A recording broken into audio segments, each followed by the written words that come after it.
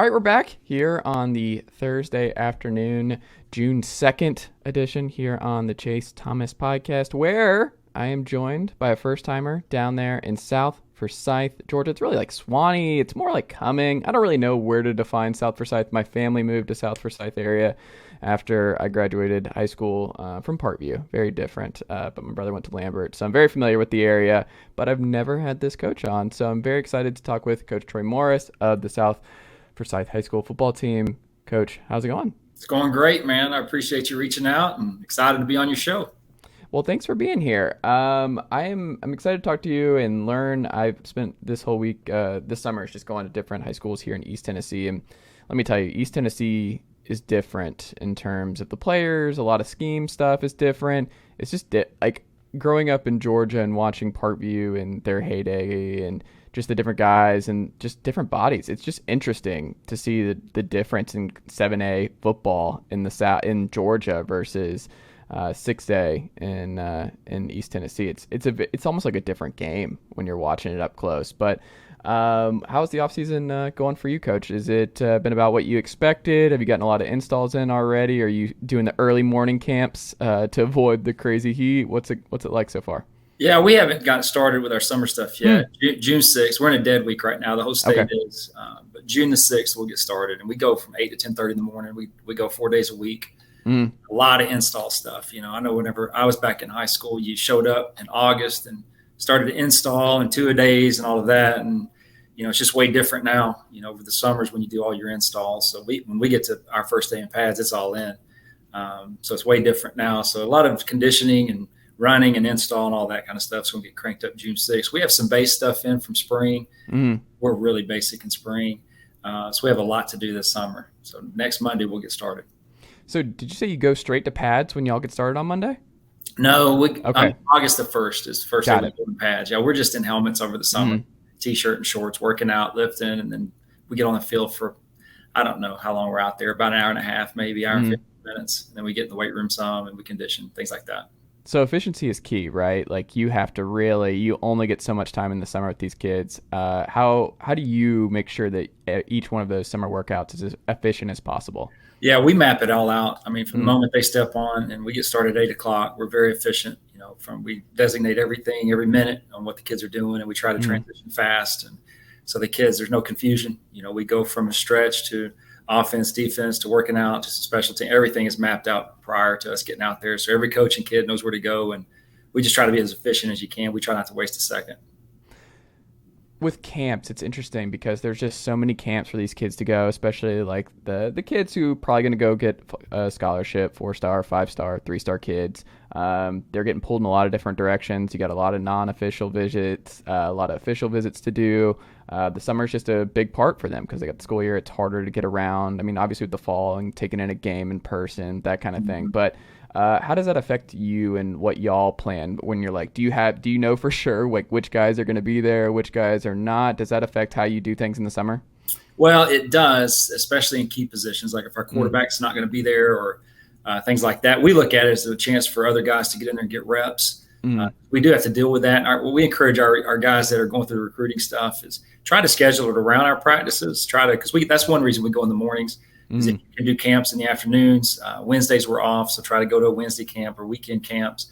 And then, of course, we're always aware of – we tell those guys to let us know when they're going to camps, so we're a little easier on them when it comes to condition. And if our quarterback's going to a camp, we try to lay off his throwing, you know, the day prior, let him rest up. So we try to accommodate for those guys because it's important. I mean, those guys are going on interviews essentially to those college campuses, and they're trying to get their offers. So we respect that, and we do everything we can for those guys. Do you like the camps? Do you think it's beneficial, the 7-on-7 stuff? As far as you talk about the recruiting camps that they go to? No, yeah, just that and where they compete in those 7-on-7, like the elites have 7-on-7, stuff like that. Yeah, we've had some kids do that. Last year we had a lot of kids doing it. For some reason this year there weren't as many. I'm not sure why. The only thing, I just don't want the kids to get burned out. Yeah. That's my big thing. If they're out there having fun and you know, and they're enjoying it, I'm all about it, you know, but I worry about burnout with that, you know, not just doing too much. I worry about that with every sport. I have 4 kids and I've always been concerned about that with my own, is just doing, one sport year round, eventually it's probably going to get to you. I like the variety and mixing up and going to different things. So, and 7-on-7 is different than actual Mm. football. So, maybe they won't experience that, hopefully. It is interesting. Like football was unique in that way for so long because you kind of have like with basketball you have AAU, with baseball you have travel, and at a certain point, if you're good and you want to play the next level, you just kind of have to give up the rest of the sports, even if you enjoy the other ones. Like you just kind of have to get into that world full time. Football was different, where you did track, you did basketball, you could do the other stuff, and it was encouraged by the coaching staff to be like, "Hey, we want you doing different stuff." Like, how many tight ends have come across college and the NFL who are just like, "Hey, did you know this guy played basketball in college and in high school?" Like, they love reminding you of that. So, You see, and I kind of yeah, disagree with that. Even I don't think that you have to specialize in even basketball and baseball either. hmm, And I think a great example of that is Landon Sims, who's mm-hmm.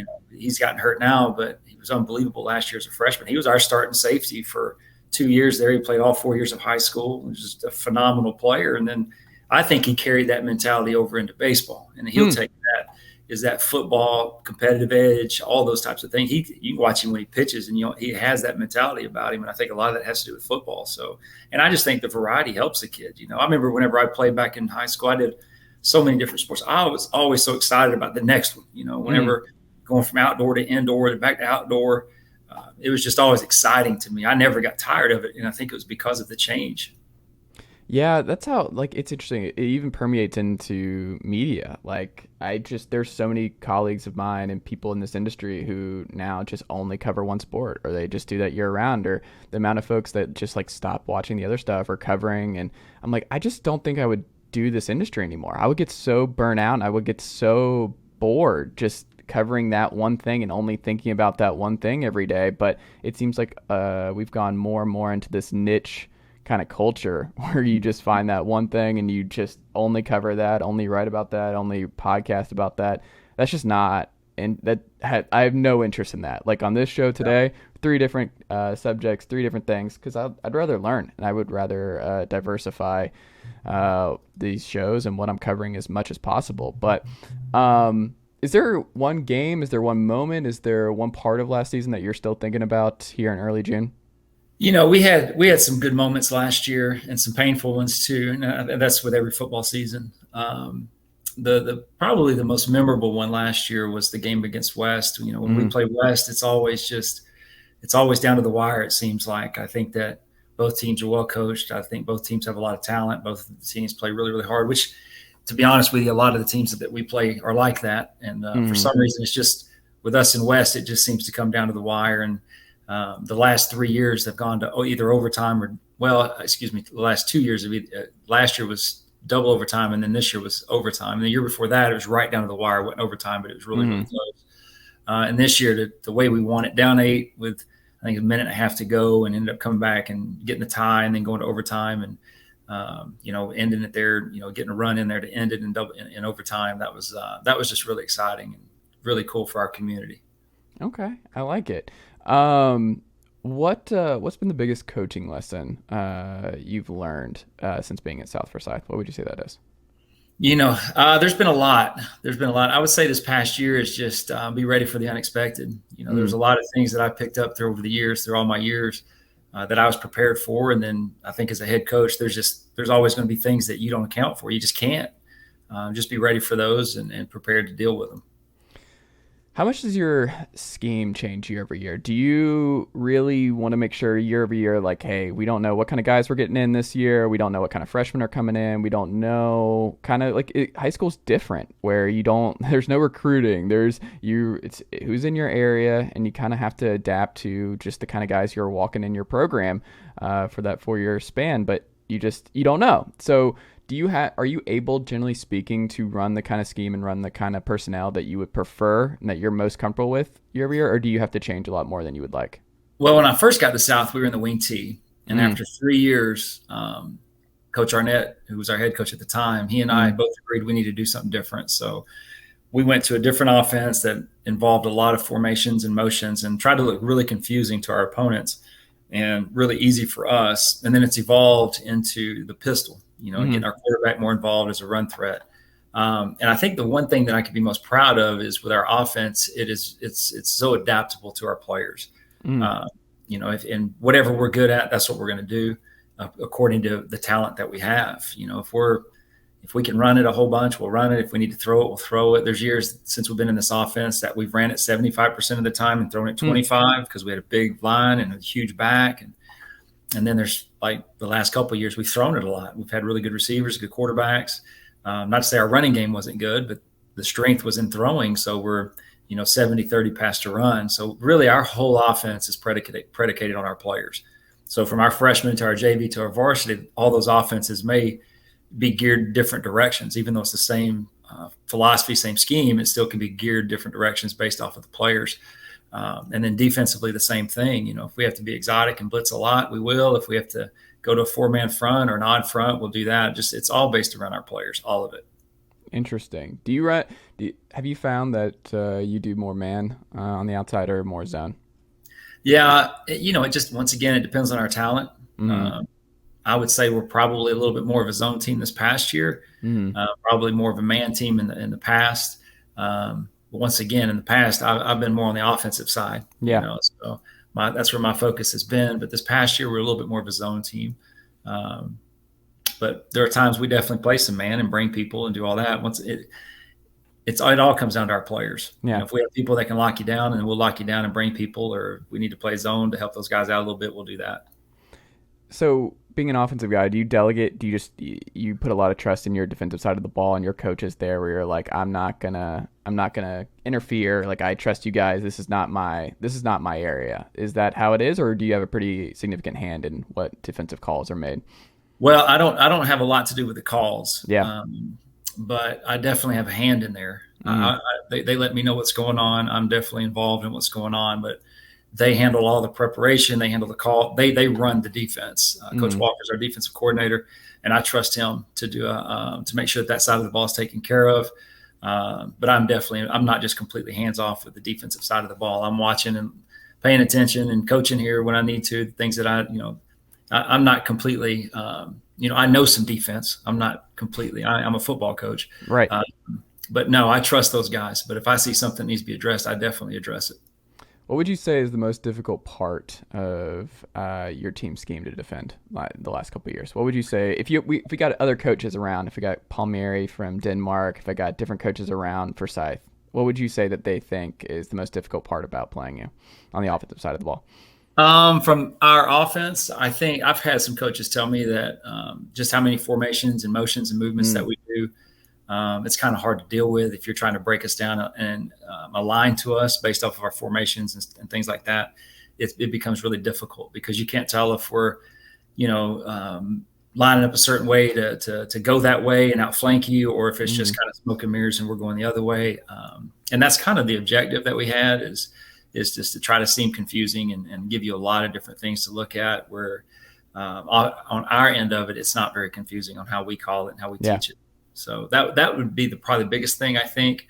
Another thing, I'd have to give credit to our kids. Our kids play really, really hard. And most of the people that we play are like that. So I compliment them as well. Like, if you come out on a Friday night and your kids aren't ready to play, you're probably going to get your teeth kicked in, because every team is well coached and the kids play hard and they execute well.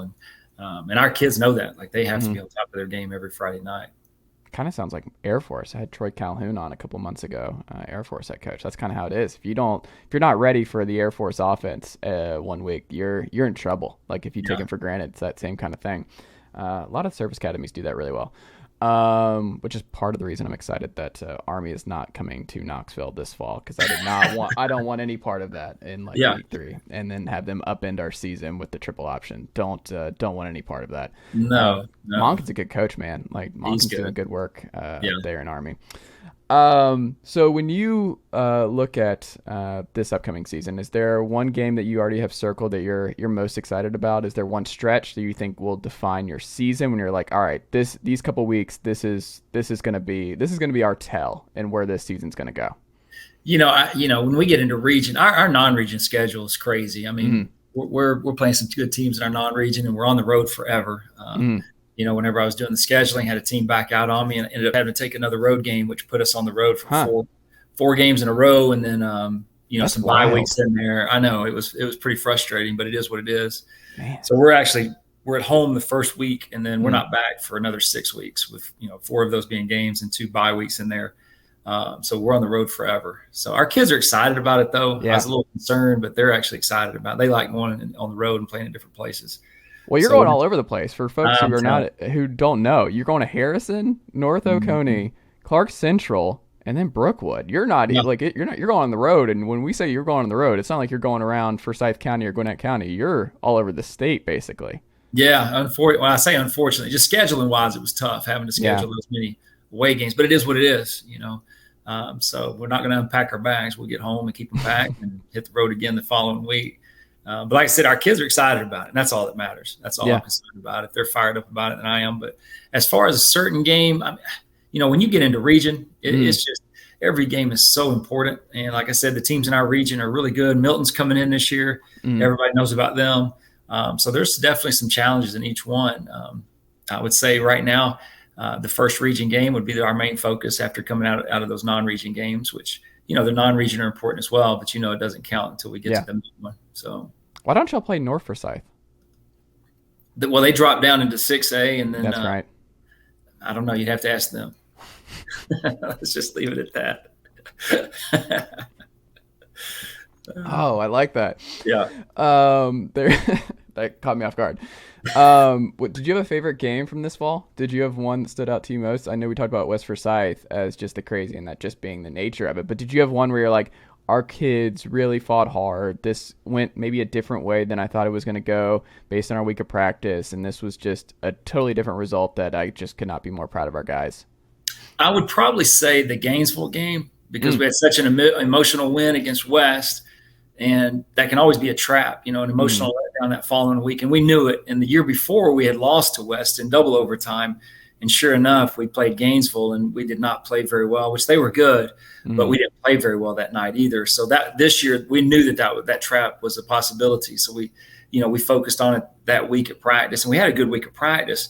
And they were good, and they were at home, and they played really well at home. And it was a dogfight. I think it was 3-0 at halftime, and we had actually played okay. We just couldn't finish off some drives. But I was proud of how our kids responded. We came out in the second half. The coaches made great adjustments, and then ended up winning that game. So that was a tough game. After that emotion, how much emotion was in the West game, and then coming back, I was just proud of everybody and how they responded and handled that, because that was a tough environment. Playing down there in Gainesville is not easy. It's not going to get any easier with Josh Niblett coming in, man. He was on the pod a couple months ago. There's some energy there. And it's different, like them being a city school and just the tradition. And Gainesville, I think, on the way back. It's a tough place to play. They care about the red elephants over there. They have some good players. They have some good players, and Coach Webb did a great job with them as well. I mean, they're well coached, and like I said, it was they beat us 2 years ago, and then this year it was a dogfight. We pulled away at the end, but they're a good football team. Yeah, absolutely. Well, what is there one player in particular that you're most excited about? I know you don't have to shout out any one guy, but when you're looking at this group for this upcoming group, like who are you most excited about, and what kind of season they might have for you this fall? It's just so hard to name somebody. Yeah.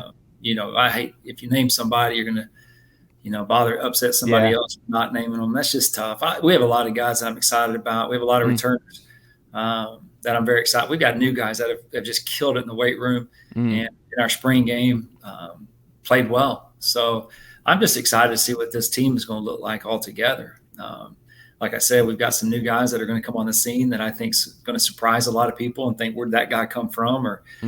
That's what happens at South. Our kids just work so hard in the weight room, and they change their bodies, they change their mindsets, and then they come out of nowhere. Really, the only people that know that they're going to be what they're end up being are their coaches and their parents. But other than that, I don't think their parents know, generally speaking. Well, they think they know. So they believe in them like we do. Right. So, and that goes a long ways, I think, believing in these kids and watching that effort and energy. And it's amazing what you can do if you really put your mind to something. And I think we have a lot of players that do that. They really work their rear ends off in our program.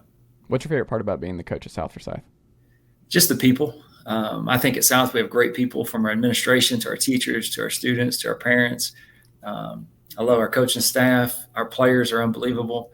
I don't care if they're the starter or the third string or whatever. We just have great kids. Our community it's a great place. There's a reason I've been there since 2010. The longest I've ever been anywhere before was 3 years.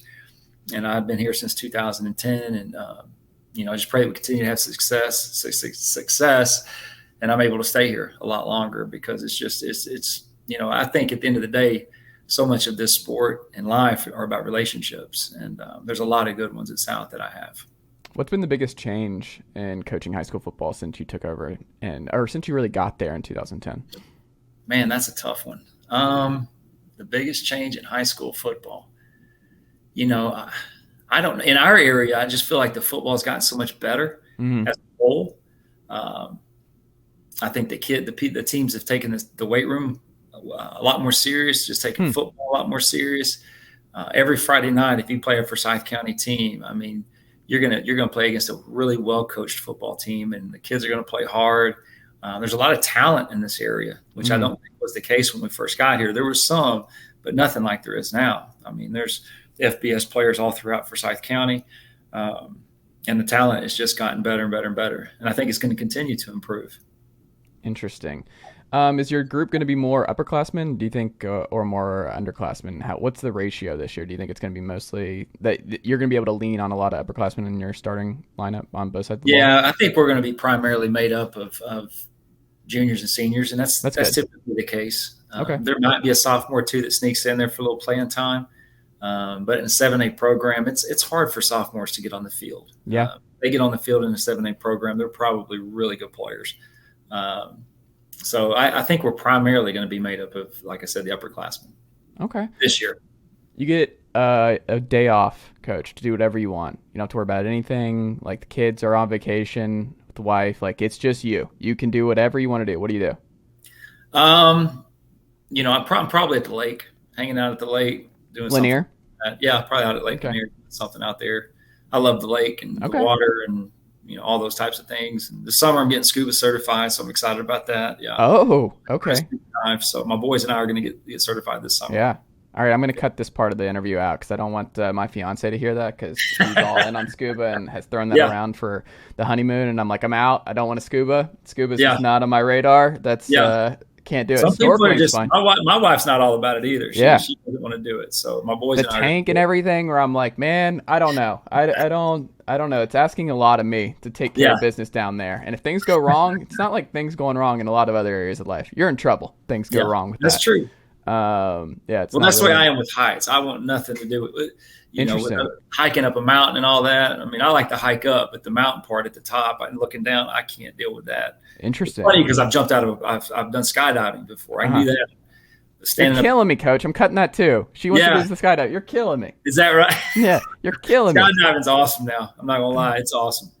I mean, I come from a military family, and that's just part of the deal. Is they jump out of airplanes all the time. Like they just talk about it like it's nothing. Flight school, everything. You're jumping out of airplanes all the time, and no, can't do it. That's not on the radar for me. Are you a runner, or what do you? Since you don't hike, what do you do outside? Like, well, I hike, but I just don't. When I get to the top, I stay back. Like my family will go up, look over the edge. I'm in the middle. I don't get to the edge. I enjoy the hiking part. Am I a runner? Yeah, I've done a half marathon before. I'm not. I wouldn't say I'm a runner, but I do go out and run. I don't like it a lot, but I do it to stay in shape. You don't like it. You're more of a weight training guy. I like the weight room a lot better. And when I'm done running, I like it. But while I'm doing it, I'm not all about that. I mean, I'll do it, but it doesn't excite me. Are you a coffee guy? Big time. Big time. What do you put in your coffee? Just creamer. Just creamer. It. Okay. Yeah, I put a little bit of creamer and that's it. How many cups are we doing today? Like it's 1:30 when we're doing this. How many cups deep are you at the moment? I'm probably on my third maybe, but I'll drink it all day. I stop sometimes I'll drink it going out to practice. Okay. I'll drink it before a game. Mm-hmm. Do you have any game day routines? Yeah, I have, of course. Yeah, I have some. I stretch before. I stretch before I do. I stretch before I get dressed. And yeah, I do that. That's a routine. Never heard that one before. I don't know why I do it, but I'm not playing, so I don't know why. I guess I'm afraid I'm gonna pull something out there or something. I don't know. But I've just always done that. I've always stretched before I get dressed. Okay. In the locker room beforehand. I drink coffee. Mm-hmm. I'll get some Big Red chewing gum before I go out. I chew Big that Red. Are we doing sugar free or are we doing straight up Big Red? straight up Big Red. Oh Yeah. my And goodness. my offensive guys all know it. They have to make sure I've got it before we get started. Really? Yeah, that's Have weird. you coached a game without Big Red? I have. How Yeah. long ago are we talking here? I've done that ever since I've been at South, I think. Okay. I started at South, and I don't know. I've just done it for a long time. That's wild. So are you Pete Carroll in it over there? Like the hard chewing when the game's not going well? Does your chewing My style guys change? get on to me. My guys get on to me because I have the mic there, and sometimes Yeah. I'm speaking in there because I get excited. And they'll let me know, hey man, pull that mic away from your face a little bit. So, yeah. Yeah, I can't do it. Like you're on your own here. I have TMJ. Brace has killed the jaw. Like gum's out. Like gum Yeah. is just a nightmare for me now. You and I don't know if we can hang out a whole lot. We don't have. No, very we much- have like no, but my fiance, Great coffee, she's at in. least? Yeah. Oh, dude, I'm a big coffee guy. No, I got Good, the good, coffee. good. I got the coffee. But hey, opposites attract. Maybe Yeah. you never know. That's right. Do you watch a lot of football when you're not coaching everything, or? Yes, I watch all kinds of. I watch sports just in general. Mhm. I'm a fanatic. I'll watch anything that's Who are on. your teams? Pretty much. So I've always. I'm a Dallas Cowboys fan. I grew up in Dallas. Yeah, and so college wise, I'm a Georgia. I've always liked Georgia. I got my master's from Georgia. And then my youngest son, is going to play for Samford. So now I'm a Samford Bulldog fan. But I love the Braves, the Mavericks. And then a buddy of mine, a guy I went to college with, is actually the GM of the Hawks. Oh, So you went to with Travis Schlink. Yeah, Travis Schlenk. Okay. Yeah. So we went to a small school out in Kansas called Bethel College, and Do y'all kind of still ran talk? in the same circles. Ran in some of the same circles. So I know him a little bit. Okay. Really nice guy. Really nice guy. So Do y'all talk still? we don't. We talked. I can't remember the last time we talked. It was probably 15 years ago, maybe. He was Okay. working for UGA's basketball team, and we saw him there at a game. And I don't know how to get a hold of him. I wish I could just say hey to him, and congratulations or whatever. But I don't know how to get a hold of him. Okay. Interesting. Yeah. That's cool. That's cool. So we'll end on this.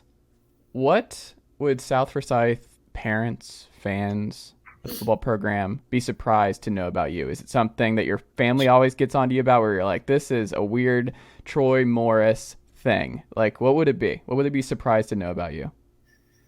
Man, that's a tough one there. I don't know.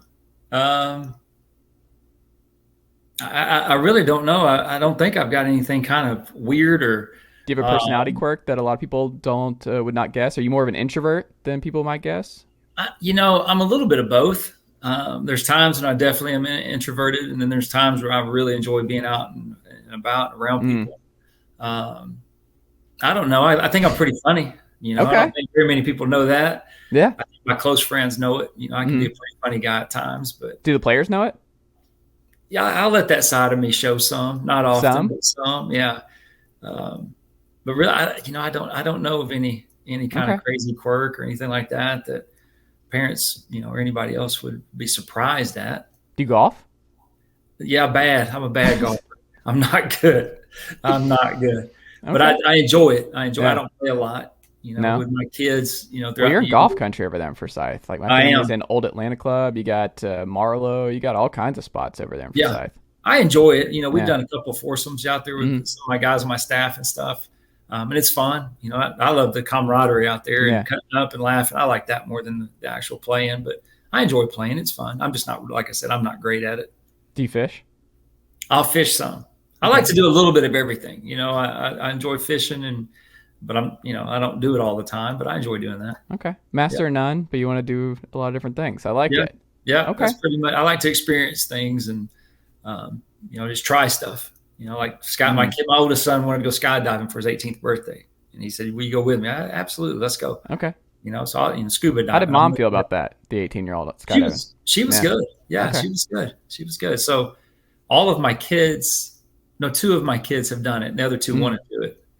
So I'll probably be doing that again in October. My daughter wants to do it now. So Okay. she turns 18 in October. So I'll probably go again with her. So, yeah. The collections over there. Yep. Is there a spot that you frequent the most? Oh, Are you yeah. a big cheeky guy? Or Oh, you a yeah. big- Cheeky's is my spot. Absolutely. I go there all the time. Yeah. Too much, probably. Okay, Cheeky's is my jam. Like that was back in the day. The Cheeky's pretty good. Yeah, Pretty good. yeah, Collection's we growing spotted over over there. there a lot. Yeah, it's a nice place. And Marlowe's, I like Marlowe's. Yeah. My wife and I go out there quite a bit, and those are kind of our two spots. Do people come up to you during football season where they're like, "Hey, what were you doing on that call in the third quarter? What was happening there, Coach?" No, like I said, our community's great. Yeah.